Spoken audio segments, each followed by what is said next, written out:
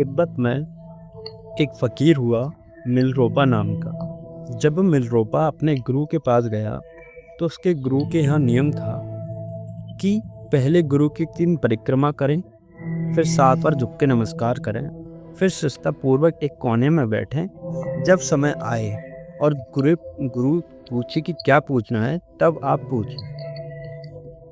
पर जब क्या होता है कि जब मिलरोपा अपने गुरु के यहाँ पहुँचता है तो सीधे जाकर अपने गुरु की गर्दन पकड़ लेता है।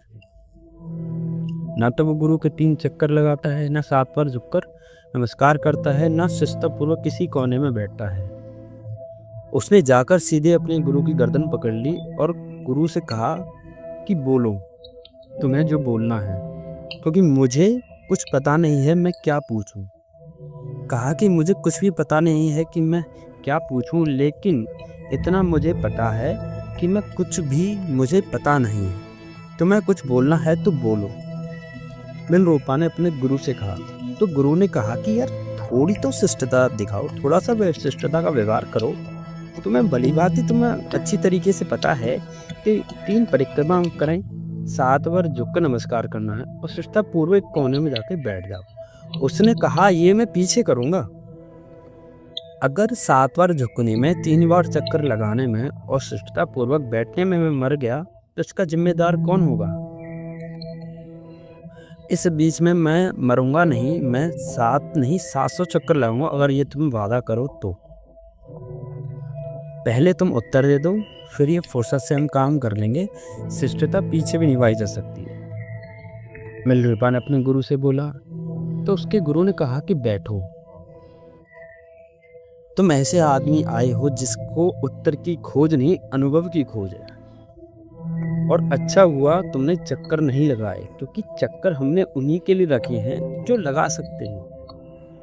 वह उन्हीं के लिए इंतजाम है, जब वे लगाते हैं तभी हम समझ जाते हैं कि बेकार आदमी है। पर जिसके पास चक्कर लगाने की फुर्सत है तो वो बेकार ही हो जाता है। तो पहला तत्व जो है कि मैं अपेक्षा करता हूँ कि वह है जिज्ञासा अनुभव की, उत्तर की नहीं, फिलॉसफी की नहीं, दर्शन की नहीं, प्राणों की।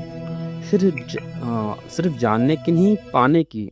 सिर्फ पाने की नहीं, होने की। यह तो पहली बात है। दूसरी बात, जब हम कुछ पाने चलें तब हम कुछ पाने को निकलते हैं, तब हमें कुछ खोना पड़ता है। इस जगत में बिना खोए कुछ भी नहीं मिलता, लेकिन धन खोने से सत्य नहीं मिलता। कितना ही धन खो दो, न तो धन खोने से सत्य खरीदा जा सकता है, न धन खोने से खरीदा जा सकता है। कुछ लोग जो समझते हैं धन बहुत ज़्यादा होगा तो खरीद लेंगे, कुछ लोग जो समझते हैं धन का त्याग कर देंगे तो मिल जाएगा, लेकिन दोनों ही सोचते हैं धन से खरीद लेंगे। धन से सत्य नहीं मिल सकता। असल में हमारे पास क्या है उसे खोने से सत्य नहीं मिल सकता जब तक हम अपने को खोने को तैयार ना हो। मतलब हैविंग को खोने से नहीं, बीइंग को खोने से मिलता है। हमारे पास क्या है उसको खोने से नहीं मिलेगा। क्या हम हैं उसको खोने से हमें की हिम्मत चाहिए, फिर हम उसको पा सकते हैं।